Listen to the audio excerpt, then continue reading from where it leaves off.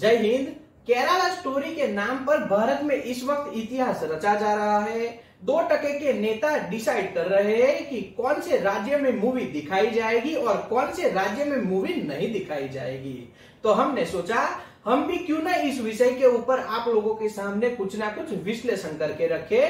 तो इसीलिए आज हम इस विषय पर विश्लेषण बना रहे हैं। तो पूरा वीडियो जरूर देखें ताकि सच क्या है वह सभी लोगों को पता चले। भारत के इतिहास में इतने लुच्चे लफंगे नेता देखे, लेकिन आज 21वीं सदी में जो नेता देखने को मिले वह सही में कलयुगी नेता ही हो सकते हैं।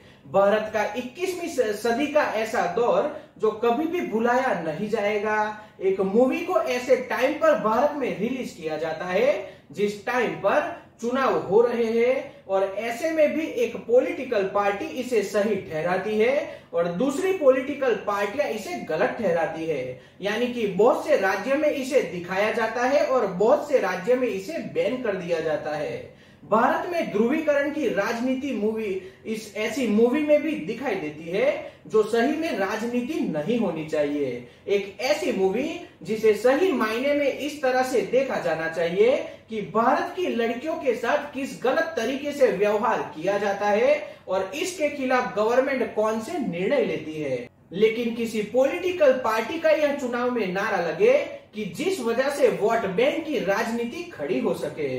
तो सही में एक तरीके से देखें तो ऐसी मूवी को इलेक्शन के टाइम पर रिलीज नहीं होने देना चाहिए। इसके ऊपर कुछ कानून बनना चाहिए, क्योंकि ऐसी मूवी को रिलीज करने में राजनीतिक तौर पर देश को अंधेरे में धकेलने का कार्य भारत में इस वक्त हो रहा है, ऐसा हमारा मानना है। भारत एक ऐसा देश है जहां आए दिन लड़कियां गुम हो जाती है और ऐसे में सरकार इन लड़कियों को ढूंढने के लिए कोई नया कानून पारित नहीं करती और उसकी जगह पर ऐसे मूवी को प्रमोट करने का कार्य हो रहा है जो सही में नहीं होना चाहिए।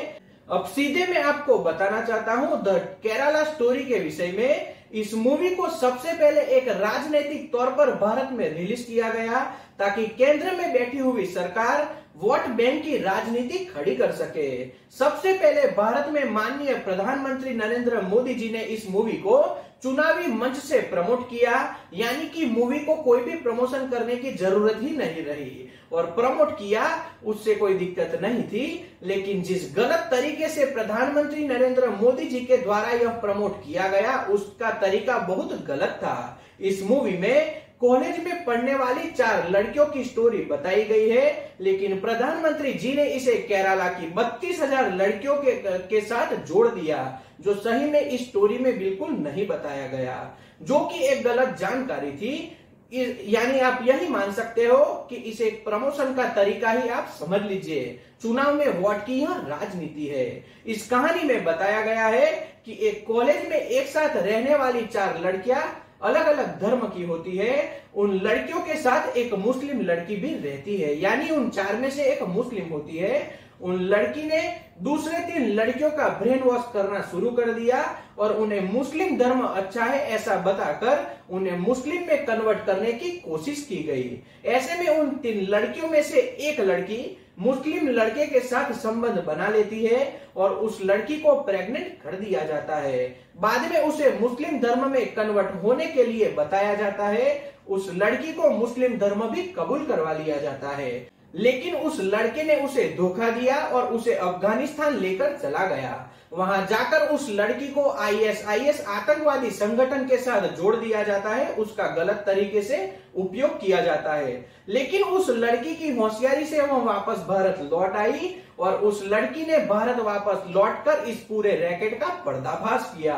तो कुछ इसी तरह से इस मूवी में स्टोरी बताई गई है, यानी कि 32,000 लड़कियों वाली स्टोरी पूरी तरीके से गलत है। मात्र एक मूवी के नजरिए से ही सभी लोगों को इसे देखना चाहिए, क्योंकि सही मायने में देखें तो भारत में अलग अलग राज्यों में आए दिन लड़कियां गुम होती रहती है और इसमें हमारे प्रधानमंत्री जी का गुजरात राज्य भी पीछे नहीं है। पिछले 5 साल में गुजरात राज्य में 41,000 से ज्यादा लड़कियां गुम हुई है। भारत में वर्ष 2016 में 2,86,462 लड़कियां गुम हुई, जिसमें आंध्र प्रदेश में 6,960, अरुणाचल प्रदेश में 81, आसाम में 4,913, बिहार में 6,106, गुजरात में 10,390, हरियाणा में 6,559, हिमाचल प्रदेश में 998, जम्मू कश्मीर में 2,279, झारखंड में 937, केरला में 5,562, मध्य प्रदेश में 39,375,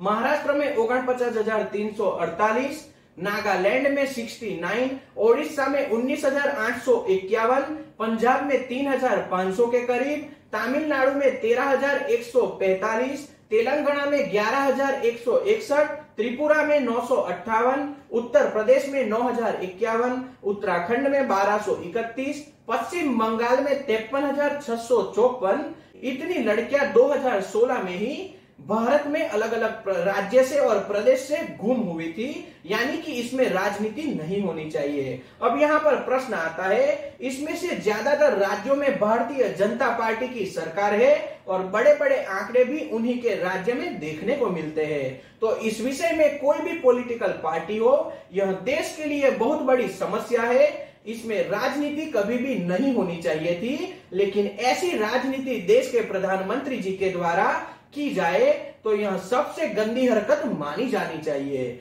क्योंकि उन्होंने मात्र एक मूवी के प्रमोशन के माध्यम से कर्नाटक के चुनाव में वोट बटोरने की कोशिश की, लेकिन उन्होंने भारत के भविष्य को कभी भी नहीं देखा। ऐसा इस विषय में हमें लगता है। तो सभी लोगों को इस विषय में एक बार जरूर सोचना चाहिए। मैंने यहाँ पर आपको वर्ष 2016 के आंकड़े बताए। अब मैं आपको वर्ष 2017 से 2020 के आंकड़े दिखा रहा हूँ। अगर आपको यहाँ आंकड़े अच्छे से देखने हैं तो आप वीडियो को रोककर आंकड़ों का अध्ययन कर सकते हो, ताकि आपको सही मायने में इस मूवी को किस तरह से देखना चाहिए वह आपको पता चले। वर्ष 2017 तक भारत में अलग अलग राज्यों में कुल 3,29,251 लड़कियां गुम हुई थी। वर्ष 2018 तक 3,50,779 लड़कियां गुम हुई। वर्ष 2019 में 3,93,247 लड़कियां भारत के अलग अलग प्रदेश से गुम हुई। वर्ष 2020 में 3,91,510 के करीब लड़कियां भारत से गुम हुई। एक तरीके से देखें तो यह बिल्कुल भी छोटा आंकड़ा नहीं है। इस विषय के ऊपर राजनीति नहीं होनी चाहिए। सरकार को एक अलग से मंत्रालय बनाकर इस विषय में कुछ अलग से पॉलिसी बनानी चाहिए, यानी कि कानून पारित करना चाहिए, ताकि हमारी देश की माँ, बहन और बेटियों को बचाया जा सके। इसमें राजनीति बिल्कुल नहीं होनी चाहिए। मैंने आज इस विश्लेषण को इसीलिए बनाया क्योंकि कोई रोड पर चलता आदमी इस तरह की राजनीतिक बात करे तो उसमें कोई भी गलत नहीं होता, लेकिन देश के प्रधानमंत्री चुनावी मंच से जब ऐसी मूवी को प्रमोट करते हुए उस राज्य की राजनीति के ऊपर ही प्रश्न खड़े कर दे तो इसे राजनीतिक मुद्दा मान सकते हो।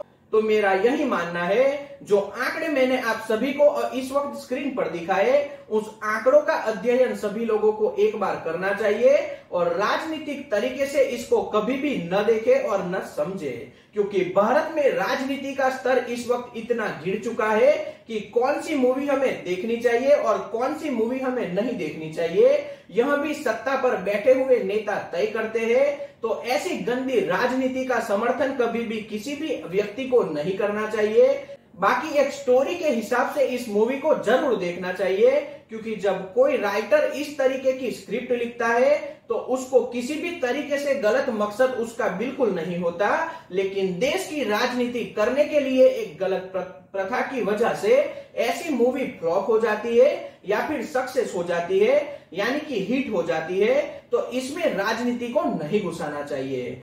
तो आज के विश्लेषण में हमने जो कुछ बताया उस विषय को एक बार आप जरूर सोचे, समझे और उसके बाद आप अपने जीवन में कोई भी निर्णय ले सकते हो। उसके लिए आप स्वतंत्र हो, क्योंकि भारत की 21वीं सदी की लोकशाही सही में बहुत निचले स्तर पर पहुंच चुकी है। तो ऐसे में इस गंदी तरीके की लोकशाही से उठकर हमें भारत के संविधान में जिस तरह की लोकशाही दी है उसके विषय में एक बार जरूर सोचना होगा। तो आज के वीडियो में इतना ही। जय हिंद।